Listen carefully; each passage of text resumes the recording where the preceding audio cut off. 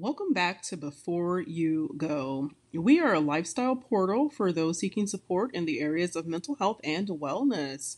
Our goal is to help you reach financial and social emotional freedom. One of the pathways to emotional freedom is through understanding yourself and how you show up in the world. Now, today we have a special disclaimer because we are going to refer to a recent interview done on social media by a blogger named Tasha K. So we're going to use fair use here. And we'll also feature perhaps some comments or photos from an OWN network TV show called Love and Marriage Huntsville, based in Huntsville, Alabama. So again, here is our disclaimer for fair use. Before we hop into it, go ahead and like, comment, and subscribe. We really appreciate you guys tuning in to Before You Go. Now, again, I want to thank you for joining us today. I typically do not do like reviews on TV shows and blogs and things like that, but this one is the gift that keeps on giving. There's a young woman named Arionne Curry, and she is the mistress of a gentleman who is featured again on the show Love and Marriage Huntsville. It's on the OWN network. It's a really good show. Focuses on three married couples. And originally it was supposed to focus on their business ventures in real estate, right? They all represent real estate in some form or fashion, whether they're builders, agents, one of the couples, they do some sort of credit repair. But again, the show, maybe like in its third or fourth season now, it quickly kind of just got off track when the producers and the audience discovered that one of the husbands was having an affair, and it turns out that it was a 7-year affair with, again, this young woman that blogger Tasha K called the mistress. So she was so eloquent and polite as to call this woman a mistress. And it turns out that this woman, she is about 10 years the gentleman's junior. So she's almost 10 years younger than this gentleman. And this is the family that you see here in all white. So that family had 4 kids. While his wife was pregnant with their 4th child, it came out on the show that the mistress was also pregnant. So the 2 women were pregnant at the same time. And so again, that's why I call this the gift that keeps on giving. You just can't get away from this story if you watch any sort of television or social media at all. And so because of that, today's segment is called Ugly on the Inside, an emotional wellness tutorial for narcissists and their loved ones. So again, getting into the show briefly, the couple that you see circled here, they are also the producers, one of the producers of the show, and so they were the main characters in the show. They have since divorced after this whole 7-year affair came out. And so again, this ties into what we talk about and what we focus on here at Before You Go. Because if you had a chance to look at our Breaking Pathologies series, please go back and look at that if you haven't. But if you did, you know that we talk often about how you show up in the world, right? That self-awareness that allows you to know and to monitor how you show up in the world. And so just a recap for anybody who has not viewed that series, we talk again about self-awareness, self-regulation, and motivation, and knowing that a person who is self-aware, eventually will have self-love. They are people who attend to their physical, their relational, their social, intellectual, emotional, spiritual needs, any type of need. They know how to cater to and to tap into those needs because, again, they're self-aware. Part of how you show up in the world is really based on if you show up as your authentic self, which we'll talk about in a second, or as your representative. And many of you know that the comedian Chris Rock had a bit some years ago about, we meet our representative when we first meet individuals. And that's fine. That's not what I'm talking about here. I'm talking about your authentic self doing the work versus your representative who, that person that always shows up, who really is not, the true self. And again, when we're talking about this topic of these married couples and this mistress, you'll see here in a couple of seconds when I look at some of her quotes that, we have to consider if these people are really showing up as their authentic selves and if they even know what that means. And it will be no surprise that these two people were attracted to one another.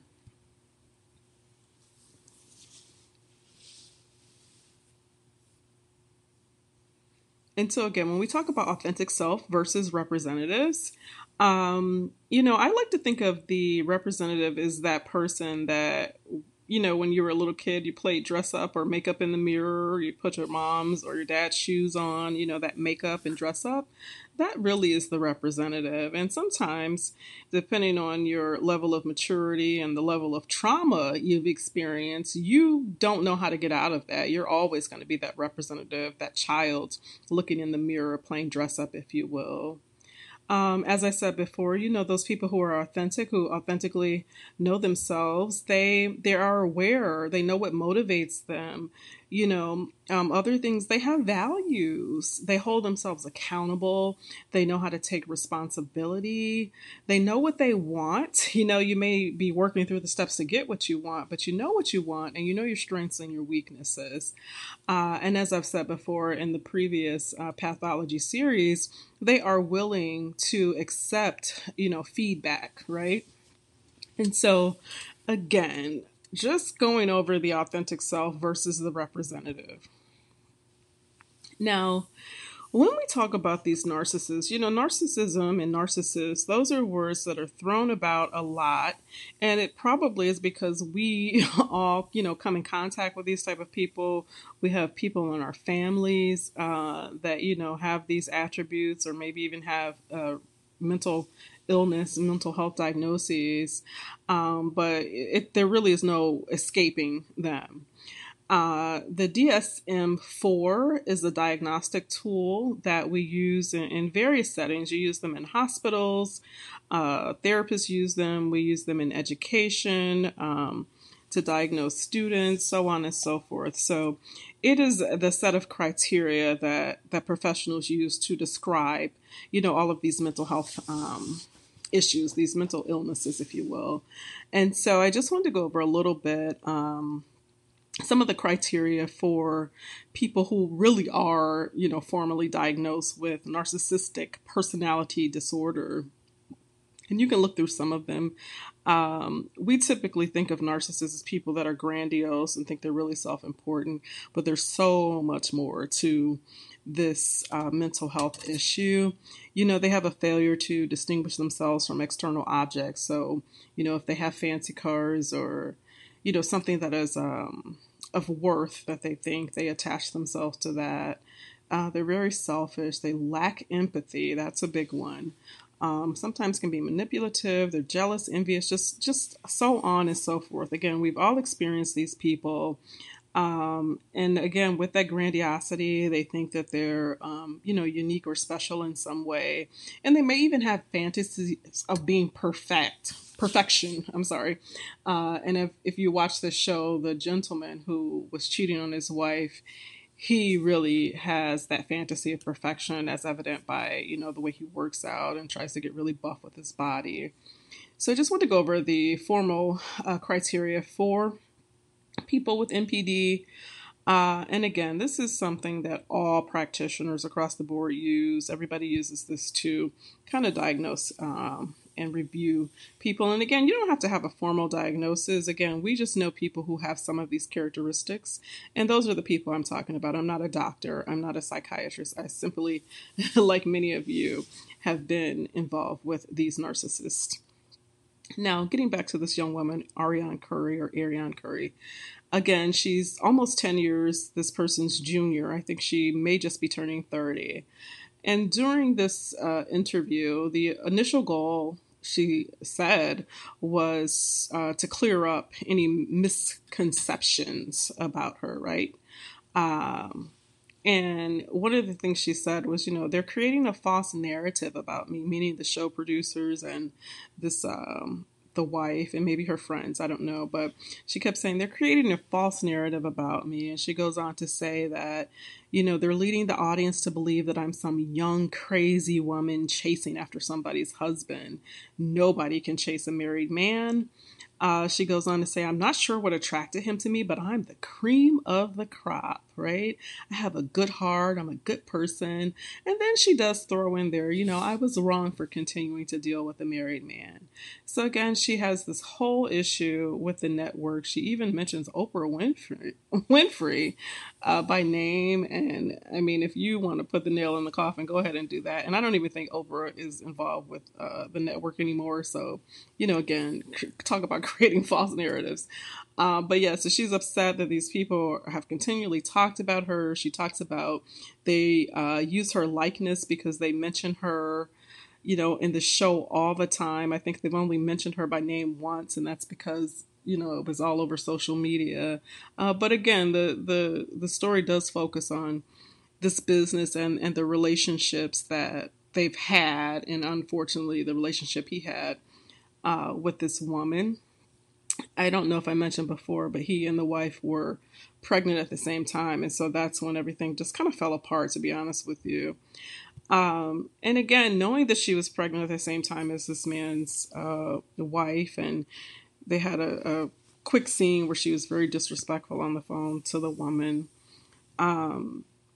She did say it's my fault for continuing the relationship, but she then again contradicts herself and says, I did not ruin their relationship, their marriage. But at the end of the day, he was good to me. He was there for me when I didn't have nobody else, is exactly what she says, quote unquote. And then she contradicts herself again, and says, no woman deserves to be cheated on. And so these are just two quick examples of people with these tendencies and this behavior. I'm not going to delve in any more into it because it's quite obvious, as I said at the beginning, how these two people could be attracted to one another and how they could, continue this cycle of narcissism. And as I said before in my other series, the pathologies, they're just going to continue these pathologies. The important thing to know here, though, is that there is a cause and effect to all of this. And, again, we're not doctors, but, we're also not stupid. And we can make some basic predictions about this couple and about couples like them, about people like them, right? If you have no self-awareness, you're going to repeat the same mistakes. So I predict that she's going to continue to make those mistakes, as will the ex-husband. I predict that because they have no self-awareness, they're not going to be able to teach, these values that they should to their children. And because they have no self-awareness, they're not going to be able to attract healthy individuals into their lives, right? And so again, when we get to talking about that cause and effect, narcissists have a failed history of relationships. And it's kind of interesting if you do some research. Some researchers think that they long for some sort of childhood gratification, maybe a bonding, if you will, with their parents, or if they long for attention or praise or something like that. And so they are continually disappointed when they don't get what they need out of relationships. And again, possibly because of that childhood gratification that they're longing for. To me, the biggest cause and effect relationship here is our failure to thrive. These pathologies occur throughout African American families for generations, and we certainly have no problem surviving. We're taught survival skills at a very, very early age, but the failure to thrive is something that concerns me, and it's something that I've seen for years and years with students who grow up and who eventually become these adults, and they again repeat the same cycle, these same pathologies. Now, in talking about our current state of affairs, in terms of communication and social media, narcissists, coupled with people who may have low intellect, people who may be voyeuristic, all of that equals good TV and good social media tweets. Some people call it clickbait. It all makes for good fodder, for all of those platforms. But it definitely is something that is also going to continue our pathology. And specifically, what I'm seeing here with this group of people, they're continuing the pathology of survival, of self-loathing, abandonment. Have two families that don't have a father. The gentleman who cheated on his wife, he was abandoned by his dad. His wife was abandoned by her dad. And so it just keeps going on and on and on. Some of them, again, I've said many times, lack self-awareness, and apparently they lack self-regulation in terms of being able to have to please themselves immediately. They need immediate gratification and satisfaction. And when we talk about continuing these pathologies and continuing this cycle, I just showed you that, maybe that was 4 generations of people who had abandonment issues because they were abandoned by their dads, or their dads were not in their lives. And of course, that's going to impact, the children and the babies that were just born. But it really leaves a society of emotionally bruised and battered people. And, those people, nobody knows your background or your lifestyle. You're still expected to be able to live in and to compete in and to function in society. And so I think this is a good time to talk about the mental health connection, as we always do here at Before You Go in every segment. The mental health connection here is a little bit more in depth and detailed. And, I could go on and on. These are just a few that I picked out. And again, from, knowledge, self-knowledge of being involved with these type of people, and from research. And what the research and personal experience shows is that, if you have been involved with these narcissists, or God forbid you've been raised by one, or married to one, or in a long-term relationship with someone, it shows that children of narcissists often feel worthless, so they have low self-esteem, and that plays out in many, many ways, as you grow up. They end up in abusive relationships sometimes. They sometimes feel guilty about their successes. They're people pleasers sometimes. And of course, all of that sometimes leads to substance abuse or self-harm. We have here recently, maybe in the last decade or so, a lot of cutting and just self-harm for teenagers.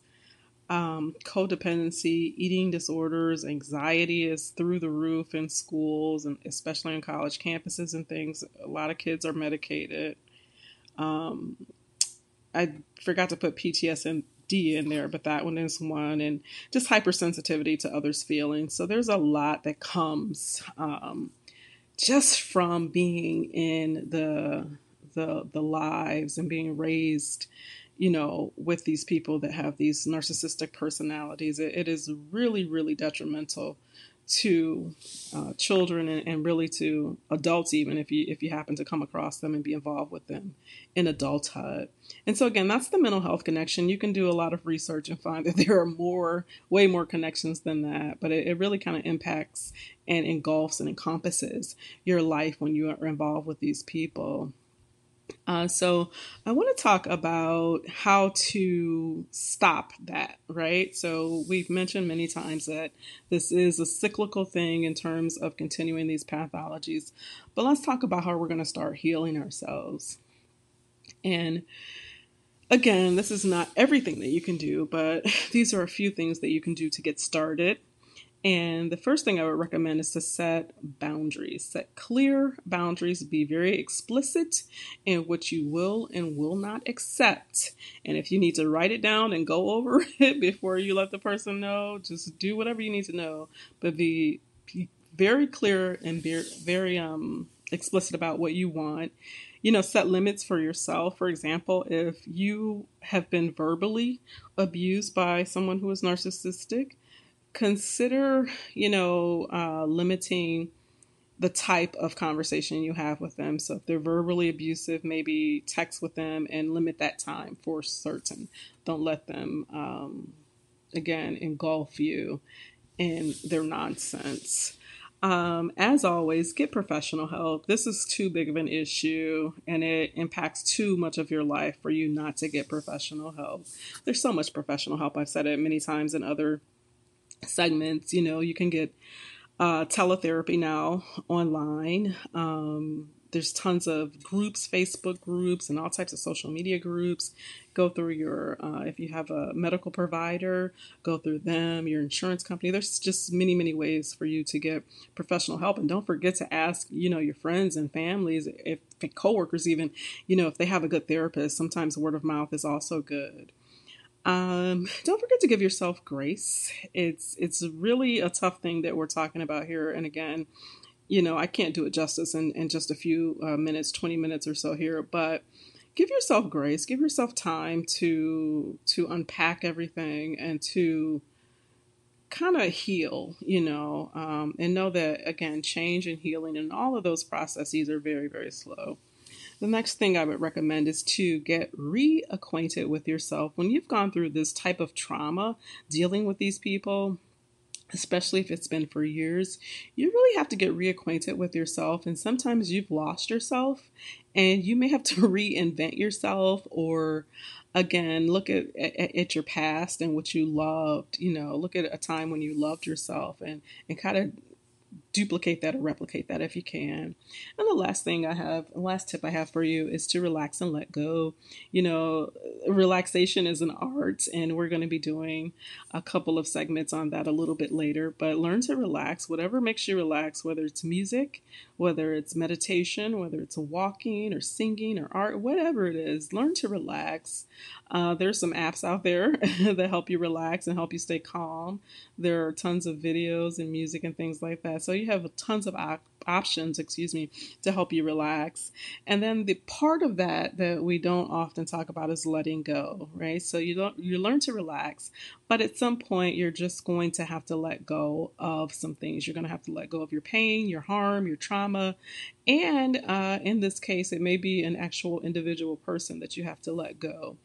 But those are some tips that I have for you. And so again, this has been a really heavy topic, and if you have been involved with these type of people, you understand what I'm talking about. But we've touched a little bit on it, and I may do another series about this depending on the comments and things that we get. But I thank you for joining us, and hopefully during this short presentation, you have found your way on your way to emotional freedom. Don't forget to tune back in to us. And again, we're always here to help you. Our goal is to help everybody on that path to emotional freedom. So again, thanks for joining us. Stay tuned for our relaxation series. I'm working on that right now. And if you haven't checked out all of our other segments and series, please do so.